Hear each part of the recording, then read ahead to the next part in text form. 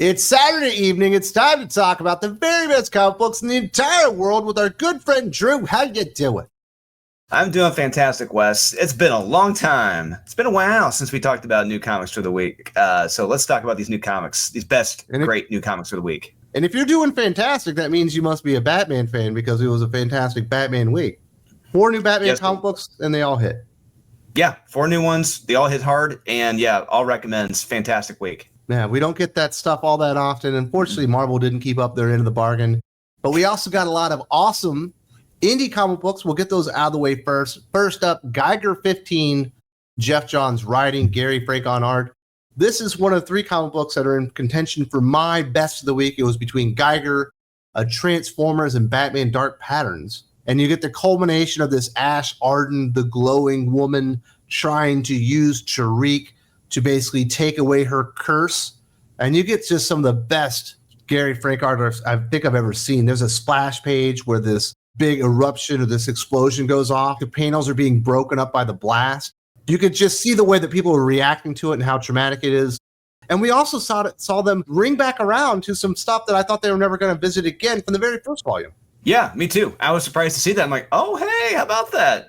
Those characters may still be alive. I'm not going to spoil that. But they've been building up to this big, nuclear explosion that's going to potentially happen. And I'm not going to say if it happens or not, but it shocked me. And I was very surprised with where they went. And it gets very interesting after what happens. I don't want to spoil what happens, but it's very good. And what Jeff is doing here, he's also building things to come in the world with the other characters, whether it's Junkyard Joe or Geiger or some of the, lack of a better term, the Atomic Knights.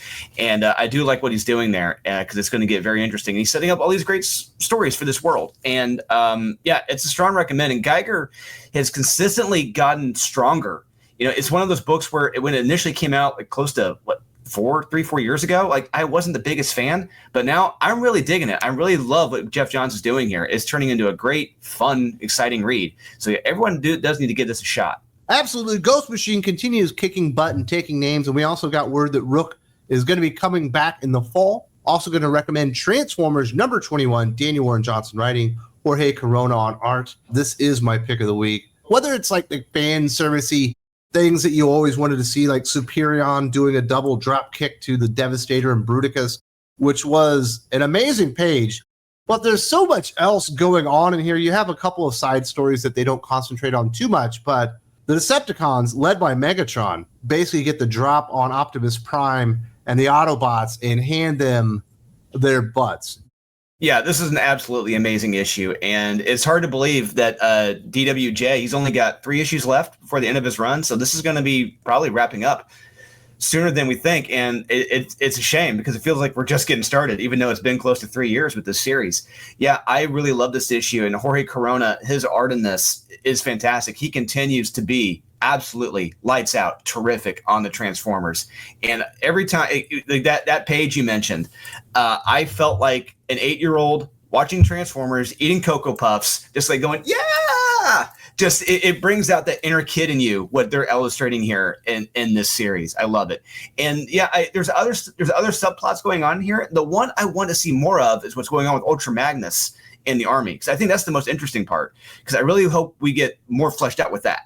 But everyone needs to check out Transformers. If you're not reading Transformers, fix yourself. This is one of the best books out there in the market today. Now, hopefully Transformers continues on after Daniel Warren Johnson is over at issue 24.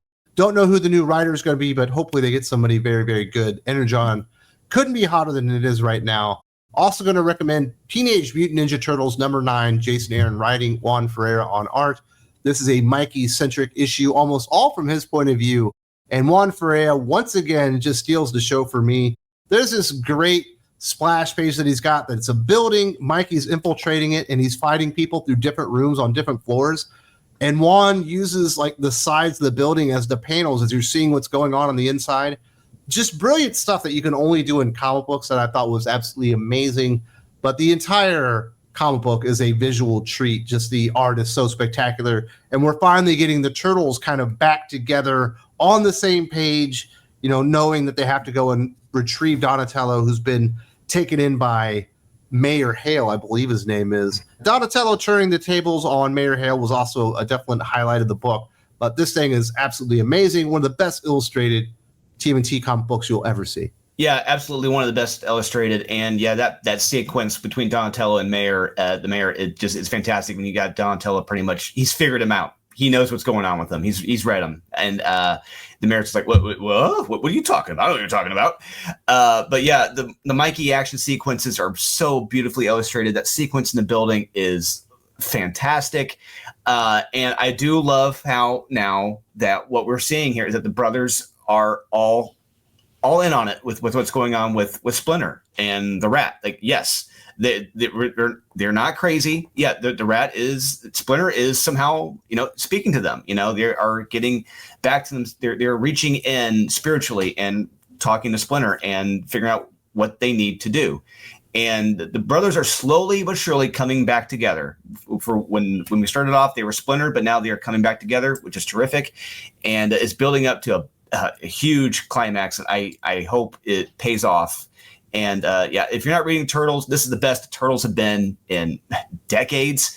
And it's fantastic. And I can't recommend this enough. Yeah, it's been a whole lot of fun. And we got more Turtles comic books coming out in the future. IDW is announcing a lot of new stuff. The final recommendation on the indie scene is Conan the Barbarian, number 21, Jim's Up writing, Fernando Dagnino coming on art. I believe this is a new artist. This is a new story arc. We're actually kind of going back and shifting back to the end of the Conan teaming up with Cole when he went back in time to Atlantis. This is picking up right after that. He kind of hooks up with one group of dudes, does not fit in with them, ends up with a group of black kind of tribesmen, fits in more with them, ends up saving this lady. She happens to be very beautiful, and she does want to reward him as Conan likely deserved.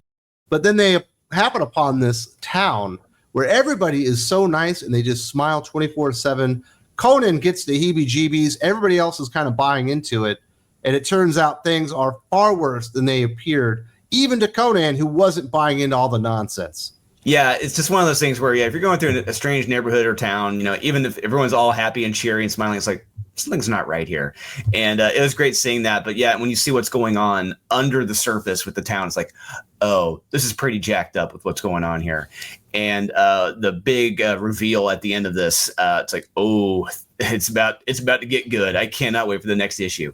And yeah, I really felt like Conan has been a solid good for the last few months. It hasn't really been great like it was years prior, but I really feel like they're on a big upswing now with this new artist, Fernando Dagnino. I think he's a terrific artist, and he really does a great job reflecting what Roberto Del Toro was doing in the first volume. He's a great artist, and it really gives you those good artistic vibes I want out of a Conan book.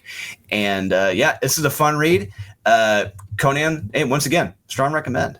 Now, this is a point where we would normally recommend a Marvel comic book or two, but that's not happening because Marvel didn't really have anything worth recommending once again. Marvel is in a very, very dry period. Thankfully, DC Comics and Batman are here to save the day. We got 5 DC Comics to recommend, led off by Absolute Batman, number 9, Scott Snyder writing, Nick Dragotta on art, the introduction of the Absolute Bane. And yes, he is enormous. He's about 15 foot tall. But he has a normal-sized human head, which does look a little strange, but whatever. He's a big threat. He actually squashes a man's head with his bare hand like he was holding an apple or something like that.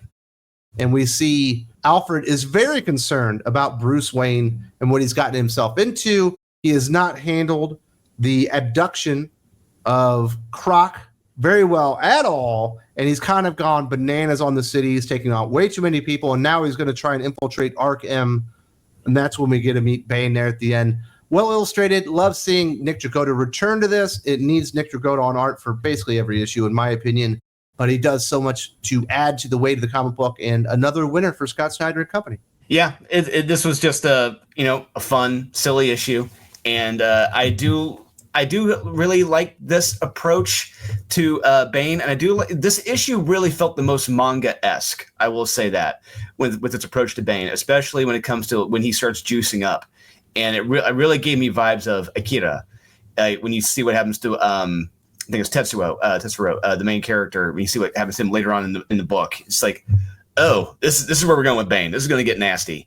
And I like what they're doing with Arc M. It feels like the Arc M has like a Tesseract approach where it appears small, but on the inside it's massive. It's like this huge, massive city on the inside. It's like, oh, okay. They're actually putting some thought into this. This is pretty interesting. Yeah, I'm very curious to see what does happen with Bane at the end of this series. Because, I mean, he was originally, when he was created by Graham Nolan and Chuck Dixon, he was this huge, immense threat, both physically and mentally. And but I'm very curious. Introducing him early on, I'm curious to see what happens in the long run with him. But yeah, it's still a fun, silly recommend. If you like Cobra, if you like Tango and Cash from the 80s, you'll love Absolute Batman. Yes, and this Bane appears to be more of a physical threat than anything else, but we haven't seen too much about it. Also going to recommend Aquaman #6, Jeremy Adams writing, Michael Shelfer on art. Normally, John Timms is the artist, and this is a bit of a step down, in my opinion, but he is a fill-in artist. More fun stuff to be had with Aquaman, the Lady of the Lake. He's got Nemo, he's got Arion with him, and they're on a mission to save the lost people of Atlantis, specifically Mera and Aquaman's daughter. Along the way, they do need to stop by this town and get some supplies, and we get to see really what Dagon's all about. He looks a little bit too much like Thanos, in my opinion. But beyond that, he was able to take an entire town of gods and mythical creatures and essentially turn them into sea zombies or something of that nature. And we get a pretty good fight there. There's a mystery about something that's within a crystal that appears to be very dangerous. It's let out, and we see the final page reveal. Not what I was expecting whatsoever. Then once again, it's another fun chapter. We're really introduced to this whole new world of Aquaman. Including the Dark Tide and these old gods and what Dagon did to these gods, and Aquaman and company having to deal with these gods. And like you said, this dark power. What can it do? What is it capable of doing? And we do get a payoff for that. We do see what it does at the end of the book. And I got a kick out of it. And, you talking about the artist, he has a little bit of a step down, but I still think he did a solid job here. I think his art was still really damn good. And we didn't talk about the cliffhanger of this, the last page. Not going to say who or what shows up in the last page. I'm like, bold strategy, Cotton. See if this pays off for him. Because let's just say, whenever they've been introduced in the past, it really hasn't been great. But I've got faith in Jeremy Adams with this element being introduced, so it's going to get good. It's going to be interesting, and it's going to be fun, and it's going to be wild. Yeah, Aquaman, once again, strong recommend. Friend of the channel, Jermaine Dargan, was a bigger fan of the cliffhanger than I was. He was kind of over the moon on it. I was kind of like, that's strange. We'll see what happens. It's very strange, yes. We're also going to recommend Batman and Robin 22, Philip Kennedy Johnson writing, Javi Fernandez on art. Another fantastic episode in this Memento story that's been building up. And we get a lot of big reveals in this one in particular. It's probably time for Batman to get over the fact that this might be paranormal or supernatural.